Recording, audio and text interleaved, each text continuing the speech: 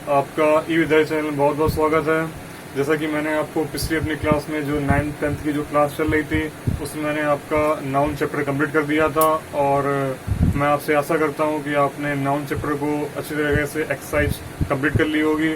और जो आज का जो नेक्स्ट टॉपिक है, जैसा कि मैंने आपको पार्ट ऑफ स्पीच में बताया हुआ था, नाउन के बाद आपका था प्रोनाउन। तो आज मैं स्टार्ट करने जा रहा हूँ प्रोनाउन चैप्टर। तो उस चीज़ को आप बहुत ज़्यादा ध्यान से देखिएगा और इस वीडियो को आप ज़्यादा से ज़्यादा शेयर कीजिए, सब्सक्राइब कीजिए, लाइक कीजिए और कमेंट कीजिए। तो मैं अब स्टार्ट करने जा रहा हूँ pronoun.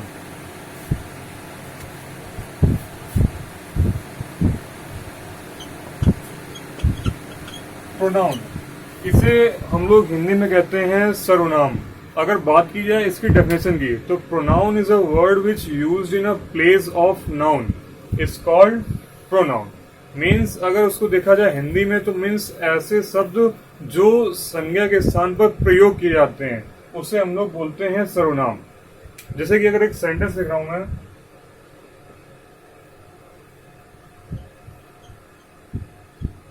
Ram is a poor,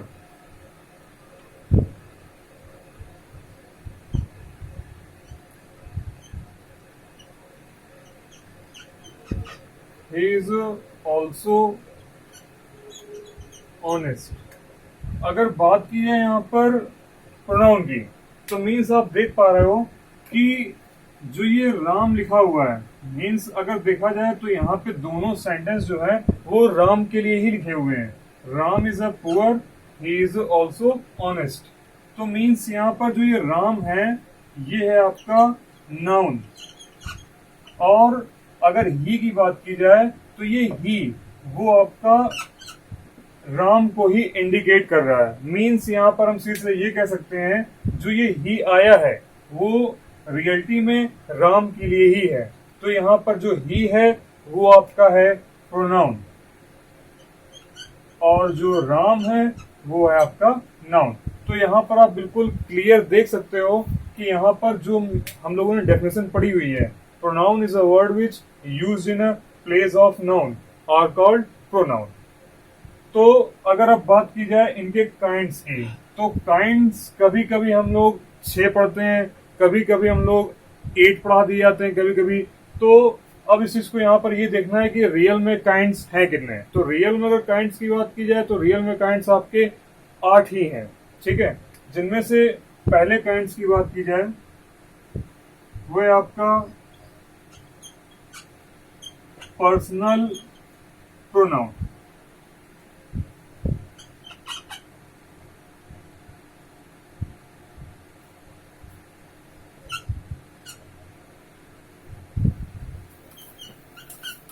कम है, 1 मिनट। तो पहला आपका काइंड्स है यहाँ पर पर्सनल प्रोनाउन। तो जैसा कि मैंने आपको बताया यहाँ पर 8 काइंड्स हैं।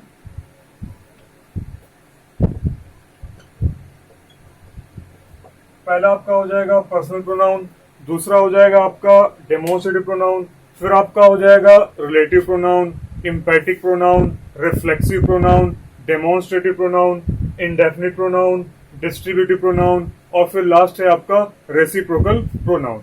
तो पहले मैं आपको बताने जा रहा हूं पर्सनल प्रोनाउन के बारे में। पर्सनल प्रोनाउन क्या होते हैं? पर्सनल प्रोनाउन ऐसे प्रोनाउंस होते हैं जो तीनों टाइप के पर्सन्स की बात की जाए, means first person, second person, third person, ये तीनों टाइप के जो पर्सन्स हैं वो सारे आपके आते हैं पर्सनल प्रोनाउन में।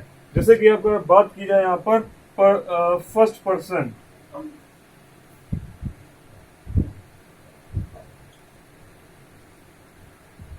इसका मैं अभी आपको एक चार्ट बना के दिखा दूंगा। फर्स्ट पर्सन जिसके बारे में बात की जाए, जैसे कि I, we, me, us, mine, ours, इस तरह से। तो ये सारे जितने भी हैं आपके पर्सनल प्रोनाउन में आ जाते हैं, सॉरी फर्स्ट पर्सन में। सेकंड आपका आता है सेकंड पर्सन। अगर सेकंड पर्सन की बात की जाए तो इसमें आपका एक आता है आपका यू। यू के साथ आपका जो पजेसिव केस होता है वो आपका हो जाता है योर, और आ जाता है आपका योर्स। एक आपका आता है वर्ड दाउ, और एक हो जाता है आपका बी। तो इस तरह से आपका ये था आपका सेकंड पर्सन। अगर बात की जाए आपका थर्ड पर्सन की, तो थर्ड पर्सन में आपका आ जाएगा ही, सी, इट, दे।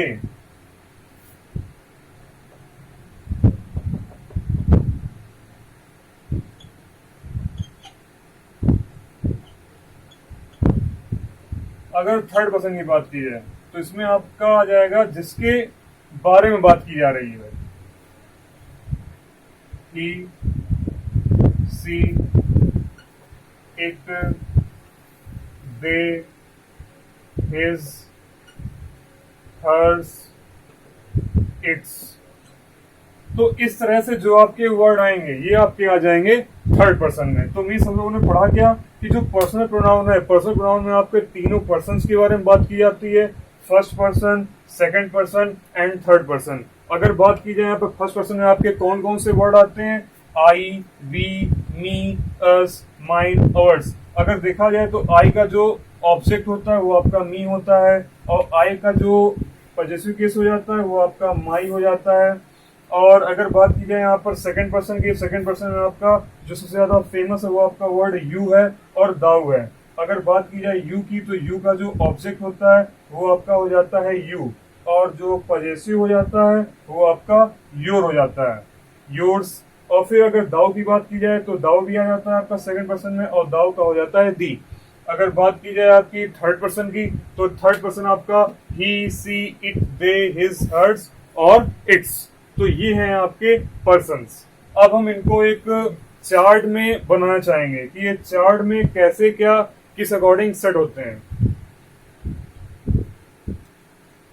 मैं रोक नहीं रहा हूं वीडियो को, तो आप इस वीडियो को जो है 2 मिनट के लिए पॉज कीजिएगा और नोट करते जाइएगा।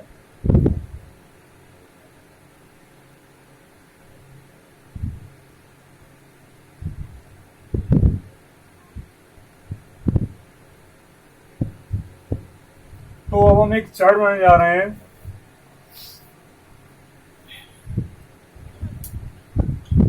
एक तरफ लिखेंगे पर्सन, एक तरफ लिखेंगे यहां पर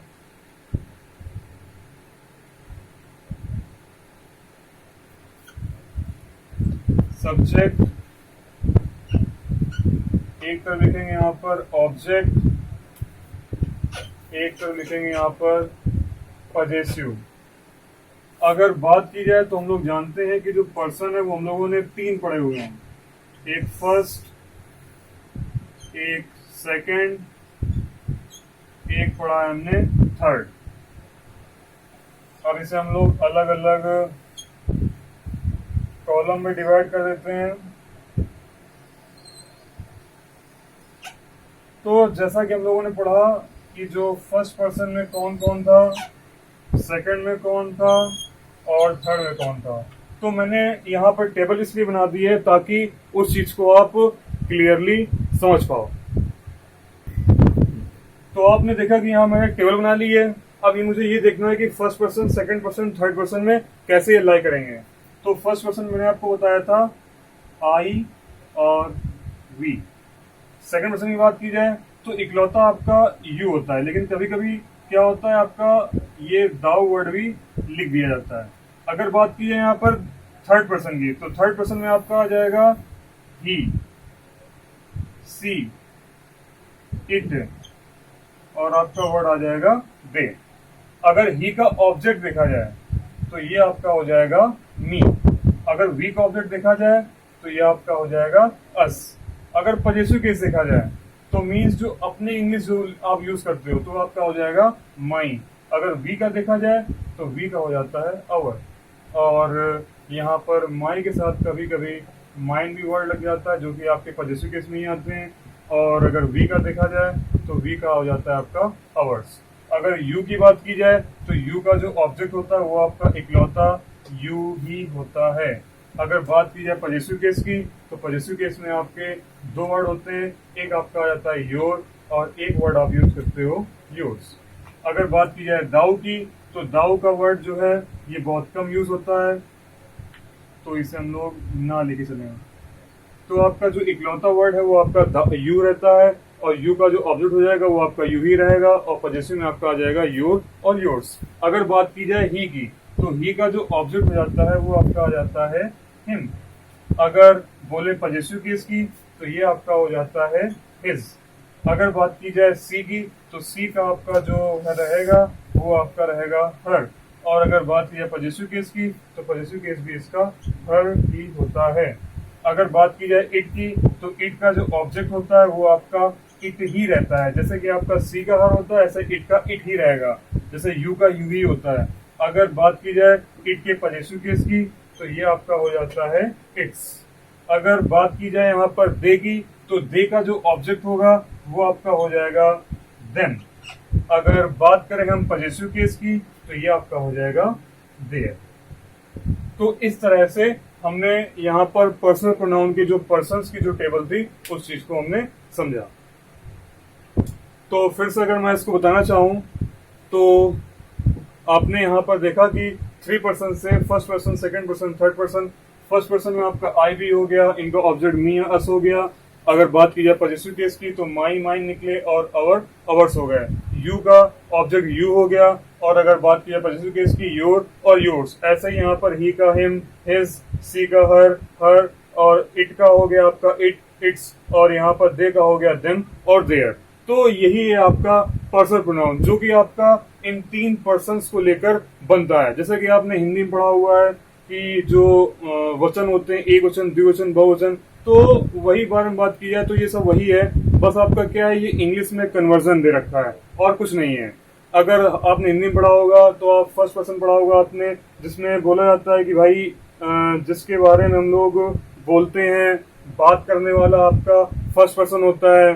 जिसके बारे में बात की जाए वो आपका आ जाता है थर्ड पर्सन में, और जिसके विषय में कोई बात बोली जाती है वो आपका आ जाता है सेकंड पर्सन में। अगर आप ऐसे समझना चाहो तो ऐसे समझ सकते हो, जिसके विषय में बात की जाए वो आपके सेकंड पर्सन में आ जाते हैं, और जिसके बारे में बात की जाती है भाई वो आपके थर्ड पर्सन में होते हैं, और जिसके लिए बोला जाता है वो आपका आ जाता है फर्स्ट पर्सन में। क्योंकि अगर देखा जाए तो नॉर्मली आप ये समझ रहे होगे कि जो वर्क करता है वही आपका सब्जेक्ट होता है। तो ये आप देख पा रहे हो कि ये आपके जो है फर्स्ट पर्सन में आ रहे हैं, और ये आपके सेकंड पर्सन में आ रहे हैं, और ये आपके थर्ड पर्सन में आ रहे हैं। जल्दी से नोट डाउन कर लीजिए, आपके पास 10 मिनट है, सॉरी वो 1 मिनट है। आई होप आप नोट कर चुके होंगे, तो मैं इसे इरेज कर देता हूं। तो अब जो नेक्स्ट है सेकंड पार्ट, वो है रिलेटिव प्रोनाउन, मीन्स संबंध वाचक सर्वनाम। संबंध का मतलब यहां से ही मालूम पड़ रहा है, जो 2 सेंटेंस से कुछ ना कुछ संबंध रखता हो।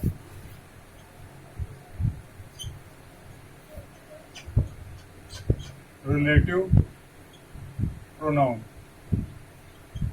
तो इसे हम लोग ऐसे समझ सकते हैं, रिलेटिव मीन्स जिसका 2 सेंटेंस से कुछ ना कुछ रिलेशन हो, उससे हम लोग बोलते हैं रिलेटिव प्रोनाउंस। अगर बात की जाए रिलेटिव प्रोनाउंस की, मीन्स ऐसे वर्ड्स जो आपके 2 सेंटेंसों को जोड़ने का काम करता हूं, इट्स कॉल्ड रिलेटिव प्रोनाउन। अब ये रिलेटिव प्रोनाउन के वर्ड्स कौन कौन से हैं वो आप देखो। who, whom, which, that, as, what। तो ये आपके ऐसे वर्ड्स हैं जो कि आपके रिलेटिव प्रोनाउन में यूज होते हैं, और ये काम करते क्या हैं, 2 सेंटेंस को जोड़ते हैं। जैसे अगर फॉर एग्जांपल लिया जाए,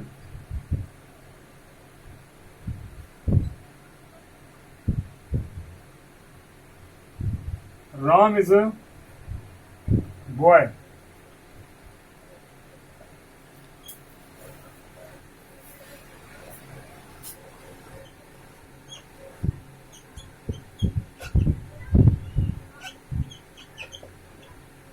तो यहाँ मैंने लिखा है, यहाँ पर सेंटेंस आपका एग्जांपल लिखा हुआ है, Ram is a boy who is a teacher.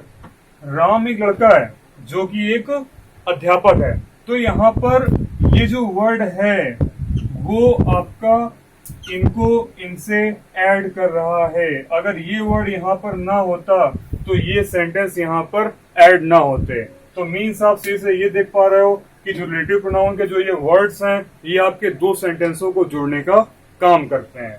तो इस तरह से मैंने आपको बताया आज पर्सनल प्रोनाउन और रिलेटिव प्रोनाउन। अब जो नेक्स्ट वीडियो में आपका जो बताऊंगा वो आपका होगा बचे हुए जो प्रोनाउंस हैं आपके इंट्रोगेटिव, इंडेफिनिट प्रोनाउन, और इसके बाद आपका था reflexive pronoun, reciprocal pronoun, emphatic pronoun और डेमोन्स्ट्रेटिव प्रोनाउन।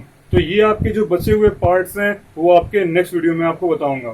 तब तक आप इनको पढ़िए और ज्यादा से ज्यादा इस चैनल को सब्सक्राइब कीजिए, लाइक कीजिए, कमेंट कीजिए और ज्यादा से ज्यादा शेयर कीजिए, ताकि ये नॉलेज जो है सभी जितने भी आपके ऐसे बच्चे हैं जो कि बिल्कुल नहीं पढ़ पा रहे हैं किसी टीचर के हेल्प से, जो कि आपको कोई ट्यूटर नहीं पढ़ा पा रहा है, तो आप इसे ऑनलाइन पढ़ सकते हो। Thank you.